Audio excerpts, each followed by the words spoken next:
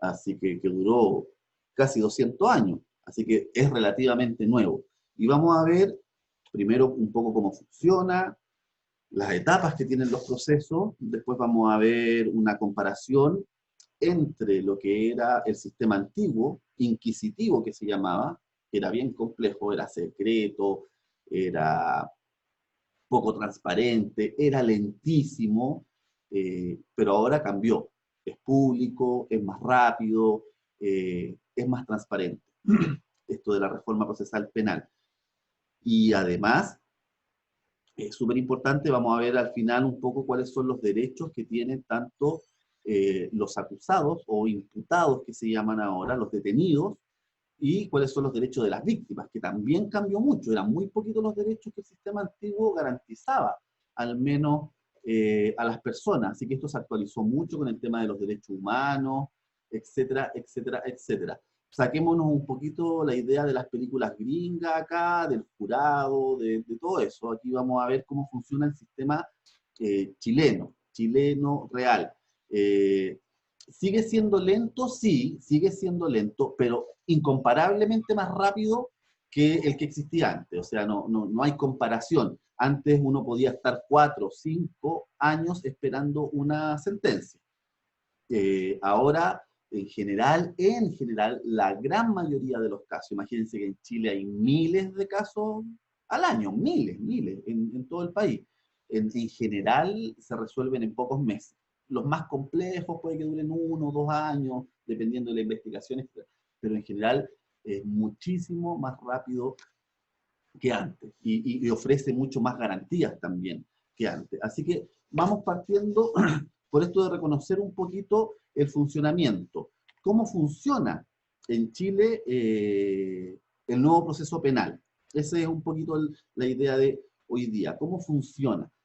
Es súper importante entender que, bueno, primero, lo que les estaba diciendo, surge el año 2005, si bien obviamente esto de las leyes se aprobaron antes, y surge escalonadamente, es decir, surge en algunas regiones primero y después al final ya entra en otras regiones. Al principio partió con las regiones más pequeñas para ir probando y viendo los errores y después ya se lanzaron al final con la región metropolitana, que es donde entran estos millones de habitantes a este nuevo sistema, en que se crearon organismos nuevos. Los dos principales que se crean son la Fiscalía, que antes no existía, y la Defensoría Penal Pública, que tampoco existía antes. Había un símil, algo parecido, todavía existe, que son estas clínicas jurídicas o de asistencia judicial. Pero ahí, Profe, dígame, ¿se creó la fiscalía y qué más? la Defensoría Penal Pública, la Defensoría Penal Pública. Es súper importante, lo vamos a ir viendo más adelante, chiquillos, tranquilo, pero la Defensoría Penal Pública por lo menos garantiza que quien ve tu caso es un abogado titulado. Antes, cuando uno iba a una corporación de asistencia judicial, te tocaban alumnos en práctica. Así que era complejo, pues el que a uno lo defendía iba con harta desventaja. Así que es súper importante que ahora existe, y además gratuita, la Defensoría Penal Pública no se paga. Así que, pero vamos viendo cómo funciona. Este es un organigrama, no del sistema en sí, sino de cómo funciona. Todo parte desde arriba, desde la denuncia, que es lo que vamos a ir viendo hoy día, y esta denuncia la recibe el Ministerio Público, que es donde está la Fiscalía, básicamente, o la recibe la Defensoría Pública. La denuncia la puede hacer uno como particular, me asaltaron, me robaron la billetera y voy a Carabineros o investigaciones, pongo la denuncia, la recibe un fiscal y comienza la etapa de la investigación y también puede ser obviamente la denuncia que la coloque directamente Carabineros o investigaciones, cuando hay un delito flagrante que se llama, es decir, cuando las fuerzas policiales sorprenden a una persona cometiendo el delito en el momento. Es un delito flagrante. Y ahí entonces entra a operar todo este sistema que lo primero que hace es verlo un juez de garantía. Él es el primero que ve esto. Él es el que decide si existen o no existen las pruebas suficientes, por así decirlo, para comenzar o para irse a un juicio.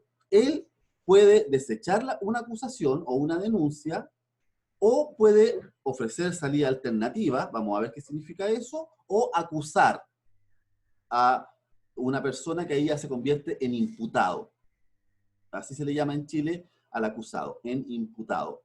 Hasta ahí vamos a ver hoy día. Y ya la otra semana vamos a ver cómo funciona esto del juicio oral y público, cuál es lo que hace el fiscal, el defensor, cómo viene la sentencia, ya, todo el tema ya más de el juicio en sí. Ahora vamos a ver como la primera etapa. ¿Qué pasa cuando yo me veo enfrentado a este nuevo sistema de reforma procesal penal? Con eso vamos a comenzar. Ojo, súper importante, chiquillos, que no está anotado acá, pero es un principio fundamental para entender el sistema judicial chileno, es que en Chile existe la presunción de inocencia. Es decir, uno es inocente hasta no llegar al último, hasta aquí, hasta la sentencia. Hasta que no haya sentencia, un detenido tiene que ser tratado como si fuese inocente. ¿Qué quiere decir esto? Que es la fiscalía la que tiene que demostrar que la persona cometió un delito. ¿Ya? No es que yo tenga que demostrar desde cero que soy inocente. Primero tienen que demostrar que yo cometí un delito y de ahí viene mi defensa. Eso es súper importante porque en otros países no funciona así, no existe la presunción de inocencia. En Chile, sí. Se entiende que cualquier detenido se presume inocente hasta que no se llegue a la sentencia. Presunción de inocencia. Primero y súper importante, a no ser que el juez dictamine lo contrario y bajo causas súper específicas, todas las audiencias, sean del juzgado de garantía o del juicio oral en lo penal, son públicas y son orales. Eso es un gran cambio respecto al sistema anterior, que era todo por escrito, por eso era tan lento, y además eran privadas, eran en la oficina del juez. Aquí no, existen tribunales, no sé si alguno de ustedes por alguna razón ha tenido que ir a alguno de estos tribunales, y es público, cualquier persona puede entrar, a no ser, como les digo, bajo cosas bien específicas, sobre todo en juicios que son bien complejos, a veces lo hacen privado, como que el juez pide que la gente salga.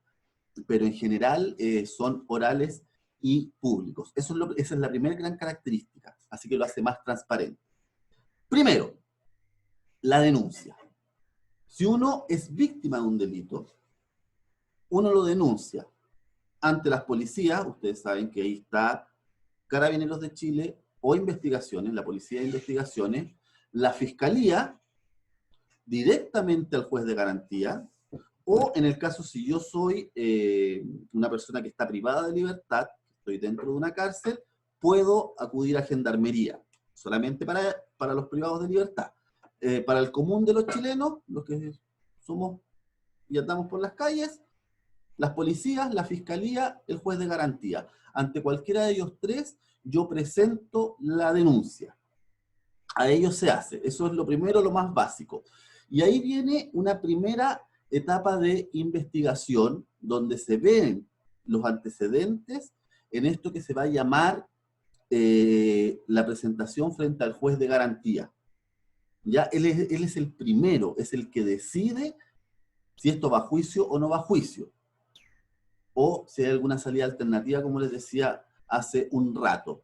Y de ahí recién, después de un paso bien largo, se pasa al juicio oral. A ver, un momento, ¿qué pasó aquí? Investigación. Espérenme, chiquillos, que se me duplicó el dibujito.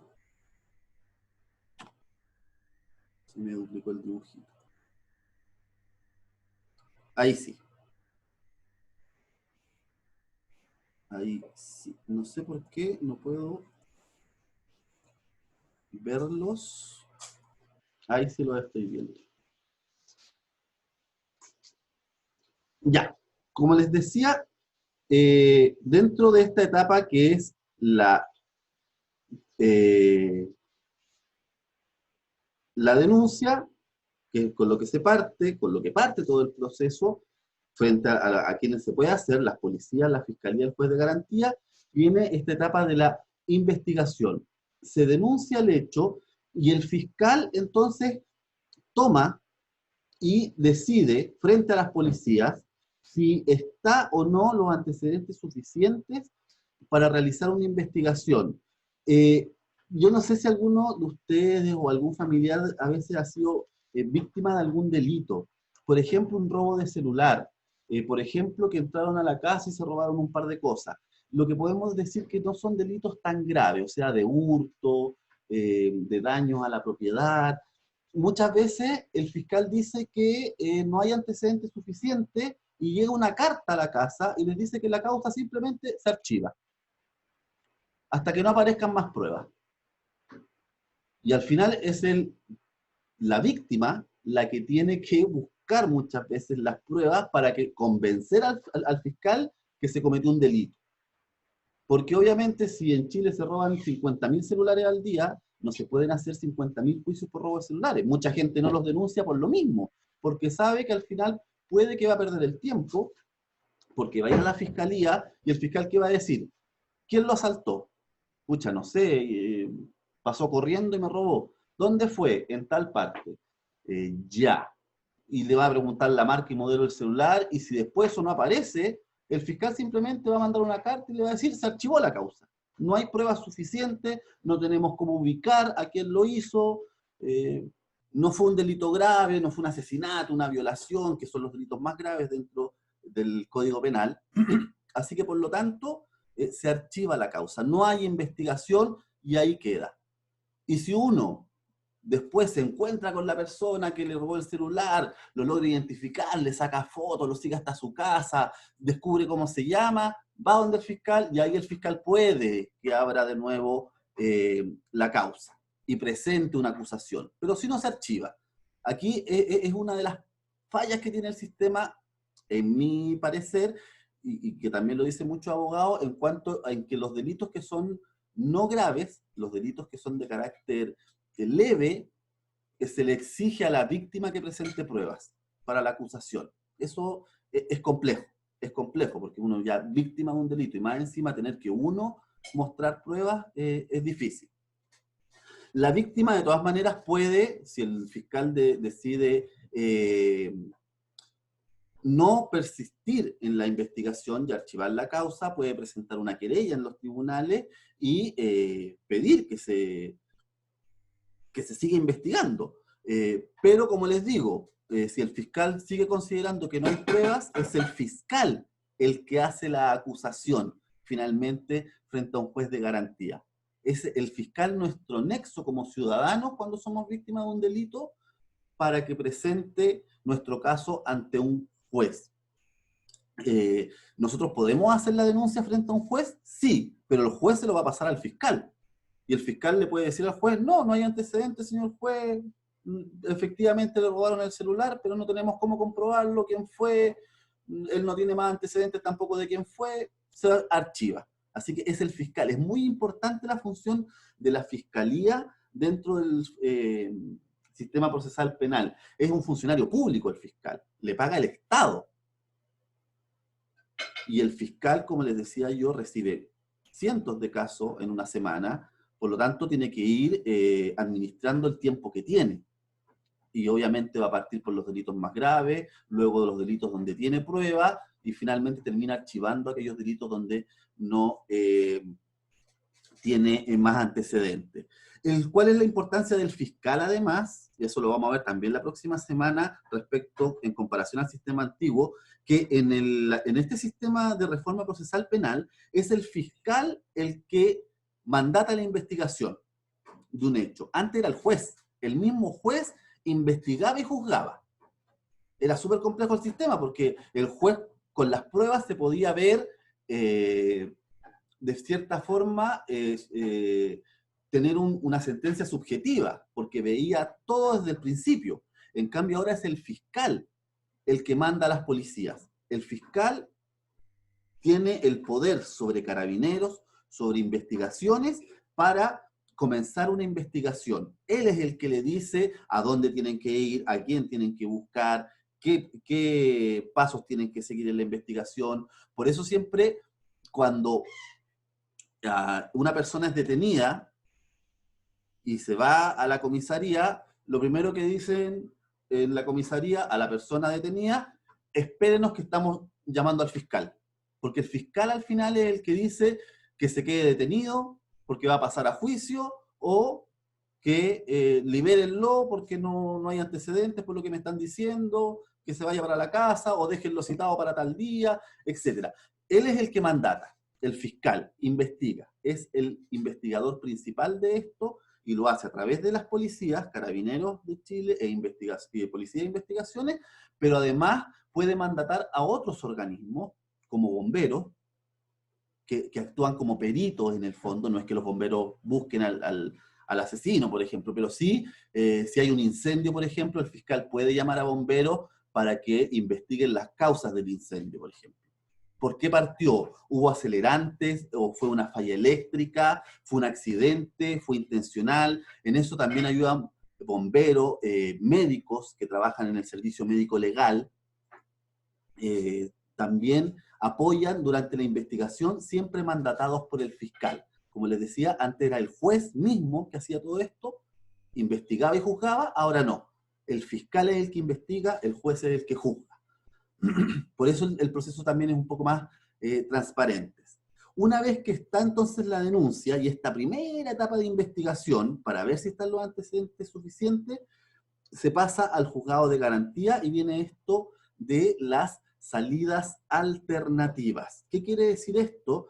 Que podemos, en una primera instancia, ver que una persona que ha sido acusada de un delito no pase a un juicio oral, sino que el conflicto entre dos partes, víctima y acusado, se resuelva antes del juicio. Pero para eso, de las salidas alternativas, tienen que haber ciertos requisitos. Ante una, por ejemplo, violación, ante un asesinato, no puede haber una salida alternativa. Esos van directo a juicio. Pero, como les decía, hay delitos que son de carácter más leve, que sí permiten estas salidas alternativas. Una es la suspensión condicional, la otra es el acuerdo reparatorio. Son los dos tipos de alternativa que existen: suspensión condicional y acuerdo reparatorio. Veamos en qué consiste.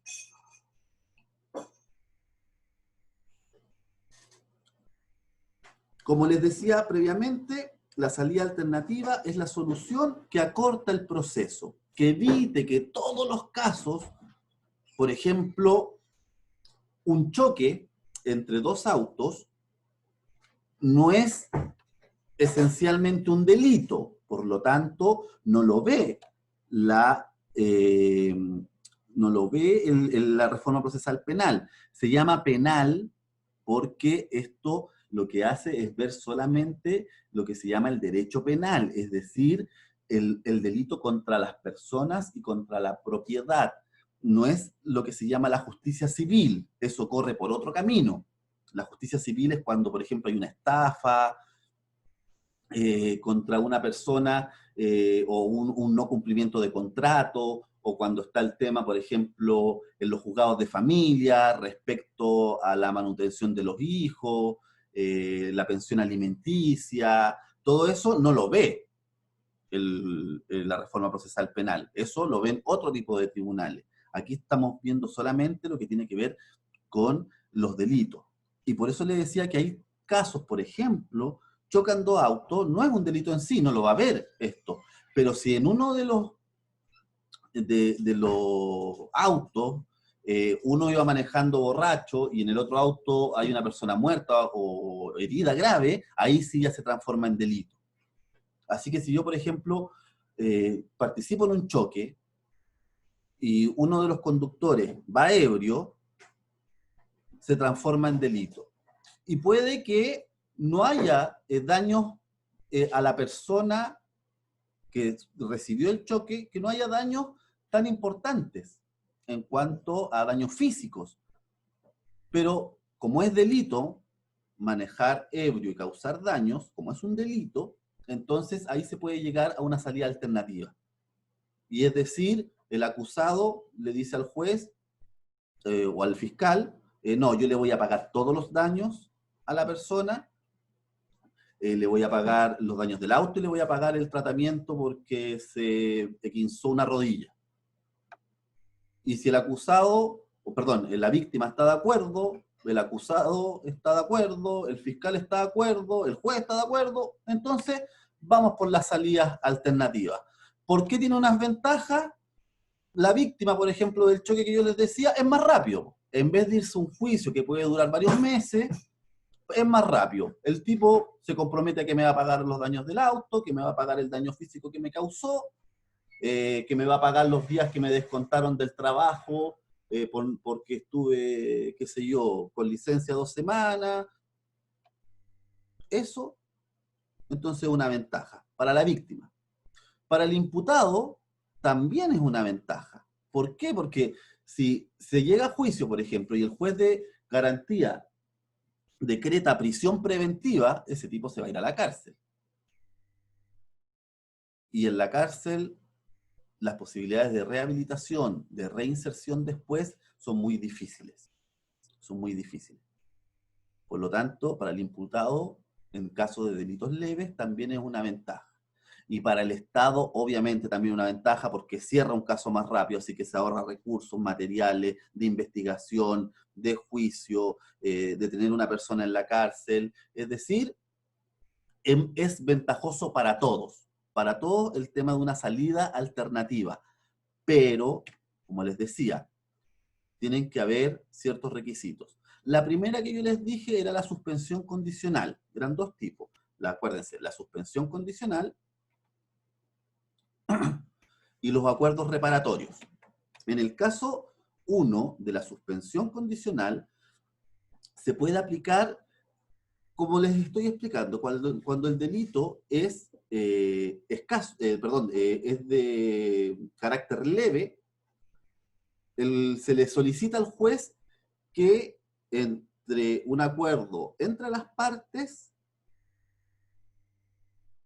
se llegue a una suspensión condicional. Las partes pueden ser no solamente 2 personas, las partes pueden ser por un lado el Estado y por otro lado el imputado, el acusado. Por ejemplo, ahora que estuvimos en el caso del estallido social y las protestas, muchos se fueron detenidos en las protestas, o por no cumplir el toque de queda, o por participar en manifestaciones, cortar el tránsito. Muchas veces se consideraba que esos no eran delitos graves, por lo tanto, el fiscal decía, bueno, esta persona, ya voy más lento, perdón. Esta persona no ha cometido delitos antes, no tiene antecedentes, fue detenida por carabineros porque había una barricada y llegó, qué sé yo, fuerzas especiales, disolvió la manifestación y se llevó a 3 detenidos y entre esos cayó una persona, se la llevan detenida a la comisaría, el fiscal llega al control de detención, que se llama, que voy a explicar más adelante lo que significa, y está la persona ahí y el fiscal dice, bueno, él no tiene antecedentes penales, nunca ha cometido un delito, es estudiante o trabaja, vive en tal parte, etcétera, bla, bla, bla, y decimos, chuta, entonces, ¿para qué lo vamos a llevar a juicio? Hagamos una suspensión de la causa.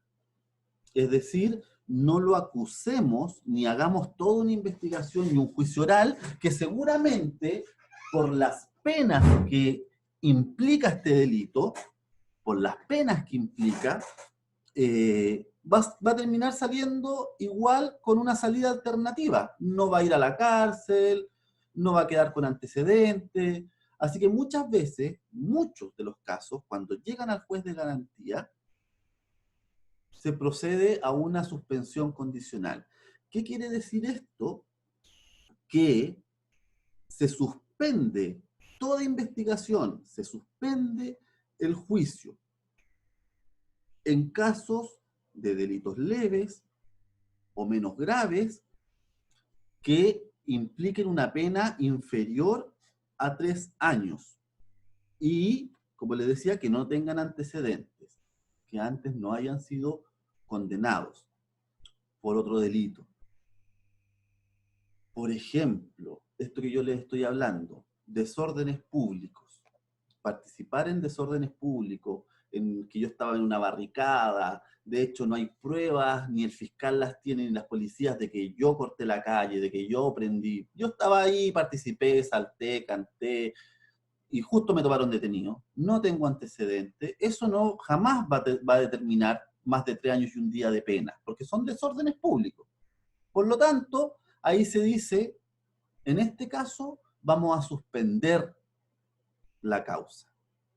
Una suspensión, pero ojo, se llama condicional, porque tiene sus, por así decirlo, sus peros. Porque si yo no cumplo con las condiciones, se revoca esta suspensión. Es decir, si yo no cumplo lo que me dicen, y aquí vienen cuáles son cuando hay suspensión condicional. Por ejemplo, me dicen a mí, ya, firma mensual. Tiene que ir a la comisaría y durante 6 meses firmar. Si yo no cumplo con eso, entonces se reabre el proceso. Se acaba la suspensión condicional y ahí sí viene la acusación en un juicio oral. Es decir, en los delitos, acuérdense, menos graves, en los delitos leves, se puede, si está de acuerdo el fiscal, el acusado y el juez, se puede suspender la causa. Pero en esta suspensión de causa, que puede ser con condiciones como la firma mensual, como, qué sé yo, se han dado casos en Chile porque se aplican esta salida alternativa, como un poco ve uno en las películas gringas, de servicios sociales, de dar charlas en algo, etcétera. Bueno, si yo cumplo con esas condiciones, se mantiene la suspensión de la causa entre 1 año y 3 años. Ahí se determina cuánto tiempo dura esa suspensión. Pero si yo no cumplo con las condiciones, se me reabre inmediatamente. ¿Qué pasa si yo cumplo con las condiciones? Ya, usted fue detenido, le vamos a suspender la causa, no va a pasar a juicio oral, así que tiene que ir a firmar todos los meses a la comisaría. Ya, yo voy mes a la comisaría. Y resulta que en este periodo que yo tengo que ir a firmar, que pueden ser 6 meses, 1 año, ya, me dicen 1 año de firma. Si yo antes de ese año cometo otro delito, da lo mismo el delito que sea, puede ser de las mismas características u otro delito. Chuta, ya, me robé un celular. Robarse un celular tampoco tiene más de 3 años y un día. También es un delito menos grave. Pero si ya tenía una causa suspendida y cometo el otro delito, no solamente me van a acusar por el nuevo delito, sino que se me reabre el delito anterior y se me van a hacer 2 juicios. El que se me suspendió anteriormente y el nuevo no va a tener posibilidad de suspensión. ¿Qué quiere decir esto? Si me suspenden a mí como acusado, me suspenden un juicio, me hacen una suspensión condicional, me tengo que portar bien por el tiempo que dura esta suspensión. La embarro en algo, cometo algún delito, inmediatamente se me va a juzgar por los 2. Y ahí se suman las penas. Y ahí sí me puedo ir a la cárcel. Así que eso es importante entenderlo. Como les decía, esto es para evitar gastos, para no tener tantos juicios orales por causas pequeñas, etc. Y el otro, perdón, el otro, chiquillo, aparte de la suspensión condicional, dije que eran los acuerdos, perdón, chiquillos, perdón, lo voy a cambiar enseguida. Ahí, los recuerdos reparatorios, no preparatorios. Los acuerdos reparatorios. ¿Cuándo se pueden aplicar? Solamente si no hubo dolo, que se llama, es decir, no hubo mala intención cuando cometió un delito, fue un delito que no fue intencional. Ahí ya entraríamos mucho al campo del derecho sobre las condiciones para que algo sea considerado delito. Por ejemplo, Ustedes dicen matar a una persona siempre es un delito. No, pues no siempre es un delito. Si hubo, no me pueden acusar por homicidio si no hubo intención. Ahí se habla de cuasi delito de homicidio porque lo hice sin querer. Por ejemplo, atropellé a una persona. No es que yo con el auto la seguí para atropellarla, sino que fue un accidente. Y además tiene que haber, para que se cometa un delito, tiene que haber dolo. Es decir, tiene que haber la intencionalidad de yo cometer ese delito. Ese es el dolo. Cuando yo lo hago premeditadamente, perdón. Por lo tanto, si yo cometí un delito que no fue intencional y que además no causó a la víctima lesiones que hayan implicado una enfermedad permanente o incapacidad por más de 30 días y que el delito tenga relación con bienes materiales. Si se dan esas tres condiciones, yo puedo llegar a un acuerdo reparatorio. En el fondo, es decir, yo a la víctima, al que le causé el daño, le reparo el daño causado, pero solamente con estas tres condiciones. Fue sin querer, no le causé un daño que lo inhabilitó por más de 30 días y fue que tiene relación con bienes materiales. Por ejemplo, volvamos al tema del choque, voy manejando, se me cortaron los frenos, justo llego a una calle que no tiene salida y choco contra el muro, por ejemplo, de una casa, y boto el muro en la pieza y le cae a la persona un pedazo de ladrillo que estaba durmiendo en su casa y le hizo una lesión en el hombro. Bueno, si fue sin intención, porque se me cortaron los frenos, si pucha, le causé un daño menor, si más encima fue más que lo más grave fue el daño material, ya, entonces se llega a un acuerdo entre la víctima y el acusado, la fiscalía, el juez, etcétera, en que dice, ya, mire, yo le voy a pagar todos los arreglos de su casa, no se preocupe, yo voy a traer los maestros, se la voy a dejar tal cual, hagamos una cotización, etcétera, etcétera. Entonces no se va a juicio oral. Se suspende la causa en el fondo con este acuerdo reparatorio entre las partes. Entonces, para ir cerrando hoy día, chiquillos, como resumen, nueva reforma procesal penal tiene que ver solamente con aquellos delitos de carácter, como dice el nombre, penal, no civiles, no de tribunales de familia, no de derechos laborales, como los vimos, porque esos son los tribunales laborales, la inspección del trabajo, como vimos hace algunas clases. No, aquí es cuando se comete un delito contra la propiedad o un delito contra las personas. Surge a raíz de lo lento que era el sistema antiguo, se repara eso. Y además de lo secreto y poco confiable que era.